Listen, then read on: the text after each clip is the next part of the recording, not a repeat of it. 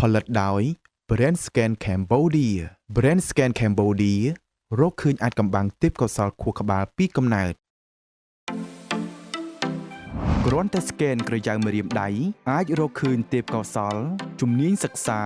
អាជីពការងារនិងអត្តចរិតពីកំណើតសម្រាប់ព័ត៌មានបន្ថែមសូមទំនាក់ទំនងមកកាន់លេខ012 27 91 31 070 59 55 53